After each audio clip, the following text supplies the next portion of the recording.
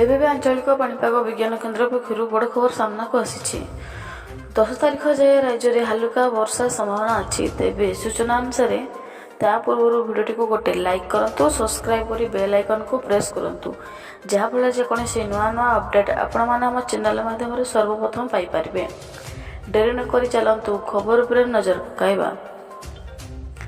ଆସନ୍ତା 10 ତାରିଖ ଯାଏ ରାଜ୍ୟରେ ହାଲୁକା ବର୍ଷା ସମ୍ଭାବନା ଅଛି। ଆଜି ଉପକୂଳ ଓଡ଼ିଶା ଓ ଦକ୍ଷିଣ ଓଡ଼ିଶାରେ ବର୍ଷା ଓ ଘଡ଼ଘଡ଼ି ହୋଇପାରେ। 30 ରୁ 40 କି ବେଗରେ ପବନ ବି ବହିବାର ବୋଲି ପାଣିପାଗ ବିଭାଗ ପୂର୍ବାନୁମାନ କରିଛି। ଆଜି ପୁରୀ, ଖୋର୍ଦ୍ଧା, ନୟାଗଡ଼, ଗଞ୍ଜାମ, ଗଜପତି, ରାୟଗଡ଼ା, କୋରାପୁଟ ଓ ମାଲକାନଗିରିରେ ବର୍ଷା ଓ ଘଡ଼ଘଡ଼ି ଆଶଙ୍କା ଅଛି। ଏହିସବୁ ଜିଲ୍ଲା ପାଇଁ ୟେଲୋ ୱାର୍ଣ୍ଣିଂ ଜାରି କରାଯାଇଛି। ଓଡ଼ିଶାର କିଛି ସ୍ଥାନରେ ସ୍ୱଳ୍ପରୁ ମଧ୍ୟମ ଧରଣର ବର୍ଷା ସମ୍ଭାବନା ରହିଛି।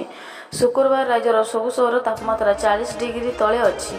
ପାରଳାଖେମୁଣ୍ଡିର ଦିନର ତାପମାତ୍ରା ସବୁଠୁ ଅଧିକ 38.6 ଡିଗ୍ରୀ ସେଲସିୟସ୍ ରେକର୍ଡ କରାଯାଇଛି। ଏହିଭଳି ପାଣିପାଗର ଅପଡେଟ୍ ପାଇବା ପାଇଁ ଚ୍ୟାନେଲକୁ ସବସ୍କ୍ରାଇବ୍ କରନ୍ତୁ।